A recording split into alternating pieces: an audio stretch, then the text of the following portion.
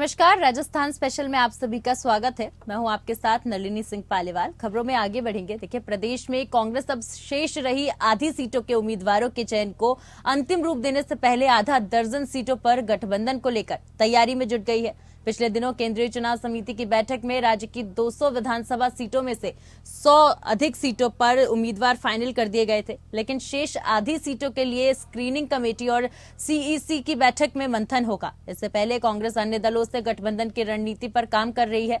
हालांकि गठबंधन की अंतिम रूपरेखा को राहुल गांधी ही फाइनल करेंगे। कांग्रेस सरकार के सियासी संकट में निर्दलीय और अन्य जिन दलों के नेताओं ने उनके साथ नहीं दिया, उन्हें मुख्यमंत्री अशोक गहलोत साथ लाने में जुटे हैं। वहीं कांग्रेस ने 6 निर्दलियों को पार्टी की ओर से उम्मीदवार घोषित कर दिया है।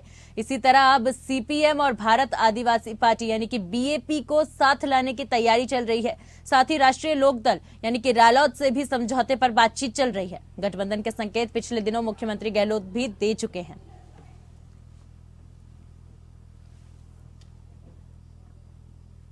देखिए, खबर पर ज्यादा जानकारी के लिए हमारे संवाददाता संजय दत्ता जुड़ चुके हैं। संजय, जिस प्रकार से विधानसभा चुनाव से पहले तो प्रत्याशियों का बागी होना और अब पार्टी का गठबंधन का निष्कर्ष निकालना, इसको लेकर क्या कुछ कहना चाहेंगे? गठबंधन की बात करें तो गठबंधन हर चुनाव में किसी न किसी पार्टी के साथ होता है और परिणाम क्या रहता है ये सर्वविदित है। इसके अलावा बात करें तो जो निर्दलीय या बागी होकर लड़े या अन्य पार्टी से कांग्रेस में जो समर्थन देके आए थे, उनमें से कई लोगों को टिकट देकर उनको उपकृत किया गया। और अभी जो रालोद और बाकी पार्टियों से सीपीएम से जिस तरह से गठबंधन की बात चल रही है, मामला यह उठता है कि वो किस सीट पर गठबंधन होता है और उस सीट के लिए कौन सी पार्टी अपना उम्मीदवार खड़ा करने के लिए राजी होती है, इसको लेकर चर्चा होगी। और एक आध दिन में पूरी तरह से खुलकर सामने आ जाएगी बात की किस पार्टी से कितने सीटों के लिए गठबंधन किया जा रहा है। जी, देखिए, खबर में ये भी जानकारी है कि राहुल गांधी ही तय करेंगे कि गठबंधन होगा या नहीं होगा। जी, ये बात तो स्पष्ट तौर पर जाहिर है कि राहुल गांधी अंतिम निर्णय लेंगे कि किस पार्टी के साथ गठबंधन करना है या नहीं करना है, क्योंकि राष्ट्रीय स्तर की बात भी आती है तो सीपीएम के साथ भी गठबंधन की बात चल रही है और स्थानीय जो राज्य की जो पार्टियां हैं उनके साथ भी गठबंधन की बात चल रही है। तो राहुल गांधी को निर्णय लेना है और शायद 30 तारीख से पहले इसका पूरा खुलासा हो जाएगा कि किस पार्टी के साथ गठबंधन किया जा रहा है और कितने सीटों पर किया जा रहा है। जी, चलिए संजय, बने रहिए हमारे साथ।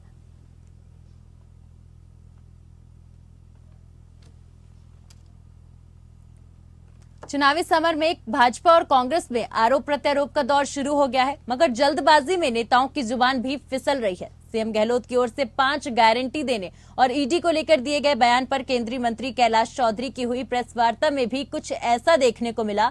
यहां चौधरी ने प्रधानमंत्री नरेंद्र मोदी को ही भ्रष्टाचारी बता दिया। यही नहीं, उन्होंने सीएम गहलोत की तुलना बंदरी से की और एनपीएस की जगह बार बार ओपीएस बोलते नजर आए। दरअसल भ्रष्टाचार को लेकर ईडी की कार्यवाही पर चौधरी बोल रहे थे। उन्होंने कहा कि जब भ्रष्टाचार को लेकर इन पर कार्यवाही होती है तो सीएम गहलोत तिलमिला जाते हैं। उन्होंने उदाहरण दिया कि जब बंदरी को बिच्छू खा जाता है तो उसके क्या हालत होते हैं। वह एक पेड़ से दूसरे पेड़ पर उछल कूद करने लग जाती है और उसकी हालत खराब हो जाती है। वैसे ही हालात अशोक गहलोत के हो गए हैं। 1-2 जगह पर ईडी की कार्यवाही पर गुस्से से बोलने लगे, अभी तक बंदरियों को बिच्छू खाना शुरू करेंगे तो बाग उजाड़ेंगे, किसी को नहीं छोड़ेंगे। इसी दौरान उनके मुंह से निकल गया कि भ्रष्टाचार करने वाले मोदी जी जब सत्ता में आए तो उन्होंने कहा था कि ना खाऊंगा ना खाने दूंगा। हमारे सहयोगी संजय हमारे साथ फोन लाइन पे मौजूद है। संजय, केंद्रीय मंत्री द्वारा इतना बड़ा बयान आ जाना और कहीं ना कहीं पीएम मोदी को गलती से भ्रष्टाचारी कह जाना अपने ही पार्टी के और देश के प्रधानमंत्री को, देखिए, कई बार ज्यादा अतिरिक्त उत्साह जी और विपक्ष को कोसने के चक्कर में अपनी ही जबान फिसल जाती है। और इसी सिलसिले में जब चौधरी बोल रहे थे तो उनके मुंह से जो शब्द निकलने चाहिए थे उसकी जगह प्रधानमंत्री भ्रष्टाचार करने वाले मोदी जी जब सत्ता में आए थे तो उन्होंने कहा न खाऊंगा न खाने दूंगा, कहीं न कहीं भ्रष्टाचारियों के खिलाफ या ऐसा कुछ शब्द बोलना चाह रहे थे जो मोदी जी को इंगित नहीं, सामने के लोगों को जिनको लेकर संबोधित कर रहे थे उनको लेकर था। और यहाँ जबान फिसली और अतिरिक्त उत्साह इसका कारण है। यही नहीं, और पार्टियों के नेताओं से भी कई बार इस तरह से जल्दीबाजी में जो बयान दिया जाता है वहाँ अर्थ का अनर्थ कर बैठते हैं और उसका एक मुद्दा मिल जाता है सामने वाली पार्टी को या विपक्ष को जिनको लेकर निशाना साधा जा रहा था। देखिए कैलाश चौधरी जो हैं वो अशोक गहलोत पे भी हमलावर होते नजर आए, सीधे सीधे बांदरी बोल दिया उनको। देखिए उनका ये कहना था कि बांदरी को जब बिच्छू काटता है तो वो एक पेड़ से दूसरे पेड़ पर उछलता रहता है, तो उनका तात्पर्य यह था कि ईडी के को लेकर जिस तरह से तिलमिला रहे हैं उनके अनुसार कि गहलोत तिलमिला जाते हैं, ईडी की एक दो कार्रवाई होती है तो वो बांदरी से तुलना कर बैठे। कहीं न कहीं इस तरह के बयान एक उच्च पद पर आसीन मंत्री के लिए भी शोभा नहीं देता और इसकी चारों तरफ प्रशंसा की जा रही है। जी संजय, देखिए चुनावी सरगर्मियों में बयानबाजियां तो होती है, मगर इतनी आपत्तिजनक बयानबाजी, किसी को बंदर बोल देना, बांदरी बोल देना, कितना सही है ये? देखिए राजनीतिक तौर पर कहा जाए तो या एक पद के अकॉर्डिंग या किसी पार्टी के शीर्ष पदों पर बैठे हुए नेताओं से ये उम्मीद करना ये अच्छे संकेत नहीं है राजनीति के लिए भी। और जिस तरह से ये बयानबाजी करते हैं और अपनी भाषा को मर्यादा भूल जाते हैं, वो उसकी चारों तरफ से निंदा होती है और बाद में अपना शब्दों को लेकर कई बार खेद प्रकट करना पड़ता है। तो ये अच्छे संकेत नहीं है राजनीति में। जिस तरह से बयानबाजी या आरोप प्रत्यारोप होता है उसमें इस स्तर की बातें करना इन लोगों के लिए शोभा नहीं देता है। ज्यादा जानकारी के लिए संजय बने रहिए हमारे साथ।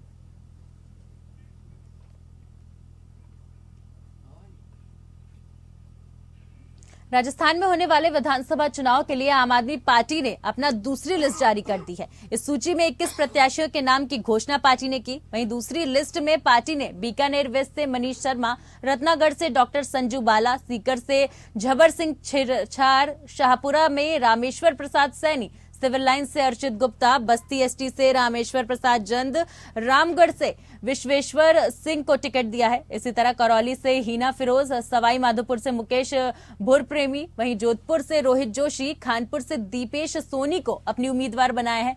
इससे पहले आम आदमी पार्टी ने अपनी पहली लिस्ट में 23 उम्मीदवारों के नाम का ऐलान किया था। सूची में गंगानगर सीट से डॉक्टर हरीश रहेजा को टिकट दिया गया था। तो इसी तरह रायसिंह नगर से धन्ना राम मेघवाल को, वहीं महंत रूपनाथ को भादरा और राजेंद्र मवाड़ को पिलानी सीट से टिकट दिया गया था। नवलगढ़ से विजेंद्र डोटासरा, बगरू से ऋतु सवरिया और मुंडावर सीट से अनीता चौधरी को भी उम्मीदवार बनाया गया था।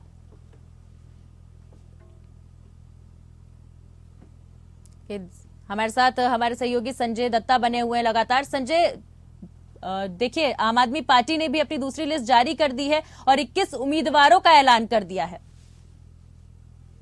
पहले आम आदमी पार्टी ने 43 उम्मीदवारों की घोषणा की थी और उसके बाद जिस तरह से 21 उम्मीदवारों की घोषणा की है, आने वाले एक आध दिन में ये पूरी तरह से और जो नाम बचे हैं उनकी भी घोषणा कर देंगे। आम आदमी पार्टी का कहना है कि हम सारे राजस्थान के 200 विधानसभा सीटों में चुनाव लड़ेंगे और इस स्थिति में होंगे कि हम इनका जो भी पार्टी का जीत के आती जो सबसे बड़ा दल होगा उसको कहीं न कहीं हमारी जरूरत पड़ सकती है। ये सोच के साथ इन्होंने तैयारी की, किंतु हकीकत ये है कि पिछले 5 साल में इन लोगों की जो तैयारियां थे वो धरातल पर नहीं थी।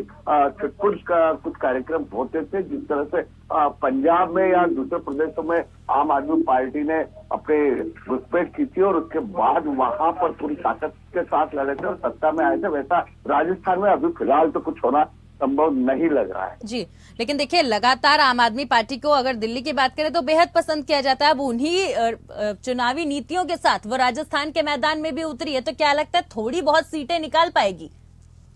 देखिए आम आदमी पार्टी ने जिस तरह से पंजाब और दिल्ली में सत्ता हासिल की उसको देखते हुए यहाँ पर एक उम्मीद बनती थी कि तीसरे मोर्चे के रूप में आम आदमी पार्टी अपनी जड़ें मजबूत करेगी। तो चुनाव से ठीक पहले कुछ गतिविधियां हुई है और उसके बाद उम्मीद करते हैं कि हम लोग इस तरह से अपने विधानसभा 200 विधानसभा में उम्मीदवार खड़ा करके हम यहाँ पर अपने विधायक चुना कर भेजेंगे। तो ये कहीं न कहीं संभव नहीं लग रहा है, किंतु ये है कि इनके चुनाव लड़ने से कुछ पार्टियों का जो कांग्रेस या भाजपा के गणित को जरूर ये लोग धक्का पहुंचा सकते हैं, कहीं न कहीं किसी का गणित बिगाड़ सकते हैं। जी संजय, बने रहिए हमारे साथ।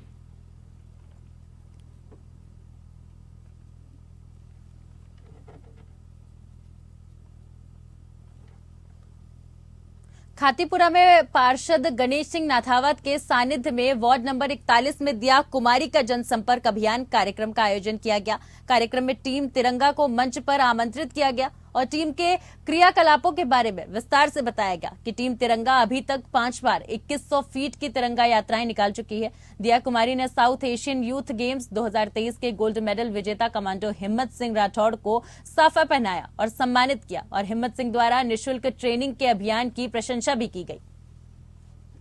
बहुत ही अच्छा लगा, इतना मान सम्मान सभी ने दिया और मातृशक्ति का अगर आप देखेंगे इतना ज्यादा उत्साह है। जहाँ भी मैं जा रही हूँ वहाँ पर माताएं बहनें बहुत उत्साहित हैं और सभी बहुत खुश है कि इस बार भारतीय जनता पार्टी ने मुझे यहाँ से अवसर दिया और मोदी जी का धन्यवाद दे रहे हैं कि उन्होंने नारी शक्ति वंदन अधिनियम लाकर महिलाओं को बहुत ऐसा एक वो दिया है, वरदान दिया है, जिससे कि अब महिला अपनी बात रख सकेगी, बहुत मजबूती से महिला को अवसर मिलेगा विधानसभाओं में भी और लोकसभा में। थाना गाजी कस्बे के अंदर अलवर मार्ग के ऊपर भाजपा कार्यकर्ताओं की बैठक का आयोजन किया गया। इस मौके पर कुरुक्षेत्र के सांसद नवाब सैनी ने संबोधित किया। उपस्थित कार्यकर्ताओं को संबोधित करते हुए एकजुट सभी कार्यकर्ताओं को विधानसभा में अच्छा प्रदर्शन करने के लिए और भाजपा को विजयी बनाने के लिए आग्रह भी किया गया। बता दें कि कार्यक्रम में भाजपा विधायक प्रत्याशी हेम सिंह भडाना, भाजपा जिला अध्यक्ष अशोक गुप्ता और जिला मंत्री हरिशंकर खंडेलवाल, हर्ष शर्मा सहित अनेक लोग मौजूद रहे। इस मौके पर पूर्व में जब हेम सिंह भडाना थाना गाजी के विधायक थे और राजस्थान सरकार के मंत्री थे तो उनके द्वारा क्षेत्र में जो विकास कार्य करवाए गए, जनता के साथ जो उनका जुड़ाव था, उसको लेकर थाना गाजी का टिकट उनको दे दिया गया और जनता वापस उनके चुनकर विधानसभा में भेजेगी। हमारे साथ ज्यादा जानकारी के लिए हमारे सहयोगी लगातार बने हुए। संजय, जिस प्रकार से देखिए थाना गाजी की अगर बात करें तो एक बार फिर जो प्रत्याशी है उसी को दोबारा टिकट दिया गया, तो क्या लगता है इस बार भी प्रत्याशी को जीत हासिल होगी? देखिए हेम सिंह भडाना एक बड़ा नाम है। देखिए हेम सिंह भडाना पूर्व में मंत्री रह चुके हैं और इस क्षेत्र में काफी अच्छी पकड़ है, तो उसको देखते हुए भाजपा ने उन पर विश्वास जताते हुए उन्हें फिर से टिकट दिया और उम्मीद कर रही है भाजपा की इस बार यहाँ से हेम सिंह भडाना विजय होकर विधानसभा पहुंचेंगे। इसको लेकर लगातार जनसंपर्क में जुटे हुए भाजपा के नेता कार्यकर्ता एकजुट होकर काम कर रहे हैं और उनको उम्मीद है अगर भाजपा की सरकार बनती है और यहाँ से विधायक चुनकर जाते हैं तो फिर से मंत्रिमंडल में उनको स्थान मिलेगा। देखिए थाना गाजी से दोबारा टिकट मिलना कहीं ना कहीं ये दिखा रहा है कि भाजपा जिस सीट पे पिछली बार जीती थी वो कहीं ना कहीं इस बार उसको पहले मजबूत कर रही है, उस टिकट को पहले लॉक कर रही है। देखिए चुनाव को लेकर भाजपा बहुत ही गंभीरता के साथ मंथन करके उसके बाद निर्णय कर रही है। वो चाह रहे हैं कि इस बार ऐसा कोई कमी नहीं रह जाए जिसकी वजह से जो पिछली सीटों पर जीते हुए प्रत्याशी है उनको हार का सामना करना पड़े। तो इसी को लेकर हेम सिंह भडाना पर पूरा विश्वास जताते हुए जो सर्वे रिपोर्ट के आधार पर इन्होंने वापस उनको टिकट दिया है और उनकी जीत की उम्मीद के साथ इनको विधानसभा में भेजने की पूरी कोशिश में लगी हुई है भाजपा। जी, ज्यादा जानकारी के लिए संजय बने रहिए हमारे साथ। फिलहाल भ्रष्टाचार निरोधक ब्यूरो यानी कि एसीबी ने सीनियर आईएएस और सहकारिता विभाग के रजिस्ट्रार मेघराज सिंह रत्नू के जयपुर सहित 5 जिलों में स्थित ठिकानों पर छापा मारा। एसीबी को सर्च में आईएएस रत्नू, उनके परिवार और रिश्तेदारों के नाम से करोड़ों रुपए की संपत्ति के दस्तावेज और सोने चांदी के जेवर मिले। 4 बैंक लॉकर की जानकारी मिली जिन्हें एसीबी बाद में खोलेंगे। कई बैंकों में खातों की जानकारी भी मिली। बता दें कि एसीबी की सर्च में पता चला कि आईएएस रत्नू ने अपनी बेटी की पढ़ाई पर 60 लाख रुपए खर्च किए और उसकी शादी में 1.50 करोड़ रुपए खर्च किए। बेटे के महात्मा गांधी मेडिकल कॉलेज में मेडिकल सीट पर अध्ययन में करीब 50 लाख रुपए के भुगतान संबंधित दस्तावेज भी सामने आए। देखिए एसीबी के कार्यवाहक डीजी हेमंत प्रियदर्शी ने बताया कि ब्यूरो की इंटेलिजेंस विंग ने आईएएस रत्नू एवं उनकी पत्नी मंजुला रत्नू के खिलाफ आय से अधिक संपत्ति का मामला दर्ज किया और रत्नू के जयपुर और अजमेर आवास पर, जैसलमेर के पोखरण स्थित बड़ियाड़ा में पैतृक आवास, श्री गंगानगर में प्रॉपर्टी की खरीद फरोख्त करने वाले पार्टनर और सीकर स्थित ससुराल में अलग अलग टीमों ने सर्च किया। सर्च में भारी मात्रा में प्लॉट, फ्लैट व जमीनी से संबंधित दस्तावेज व अन्य संपत्तियों की जानकारी मिली। जयपुर में रत्नू के जगतपुरा NRI कॉलोनी स्थित निवास पर और सहकारिता विभाग में उनके कार्यालय में सर्च के दौरान अधिकांश संपत्ति के दस्तावेज मिले। वहीं ACB को ये भी जानकारी मिली कि रत्नू ने सेवा काल में रहते हुए कई विदेश यात्रा की और वो Jaipur club, Rambagh golf club के सदस्य भी हैं।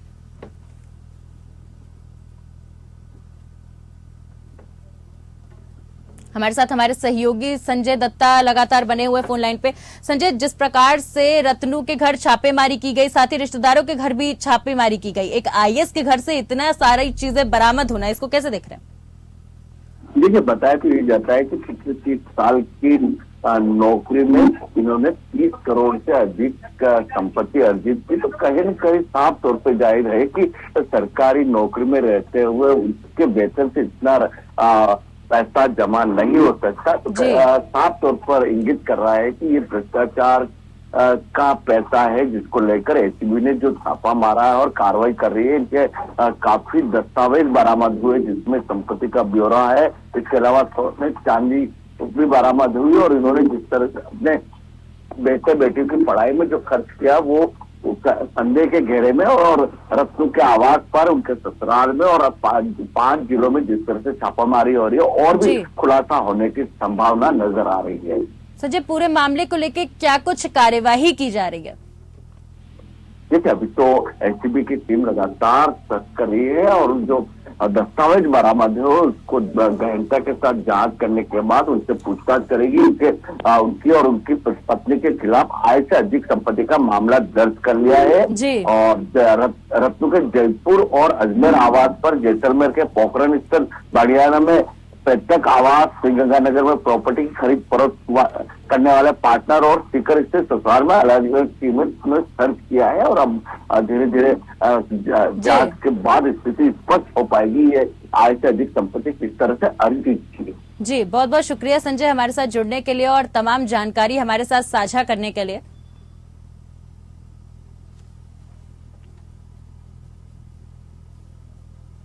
अलवर में विधानसभा चुनाव के भय मुक्त और निष्पक्ष रूप से कराने के लिए पुलिस विभाग सक्रिय हो गया है। देखिए, शुक्रवार को राजगढ़ लक्ष्मणगढ़ विधानसभा क्षेत्र के नगर पालिका लक्ष्मणगढ़ क्षेत्र के ग्राम मौजपुर में राजकीय उच्च माध्यमिक विद्यालय में कस्बे वासियों के साथ भय मुक्त मतदान को लेकर बैठक का आयोजन किया गया, जिसमें अतिरिक्त पुलिस अधीक्षक सुरेश खींची ने ग्रामीणों को आगामी चुनावों को लेकर शांतिपूर्ण संपन्न कराने हेतु चुनाव आयोग के दिशा निर्देशों के आदेशों की पालना एवं निर्भीक भय मुक्त होकर मतदान करने की अपील की। चुनाव आयोग के दिशा निर्देशों पर विस्तार पूर्वक बताते हुए उनके पालन करने के निर्देश भी ग्रामीणों को दिए। ग्रामीणों के बीच इस मीटिंग के दौरान वृत्त पुलिस उपाधीक्षक कमल प्रसाद मीणा व थाना अधिकारी लक्ष्मणगढ़ श्रीराम मीणा भी मौजूद रहे। ग्रामीणों में मौजपुर के पूर्व सरपंच रामेश्वर दयाल उर्फ गुड्डू जैन, जफरुद्दीन खान, सुलेमान खान, मास्टर पुरुन पप्पू, चंद्रशेखर शर्मा, बच्चू खान, धौला खान, इजराइल मास्टर और दीनू खान आदि लोग मौजूद रहे।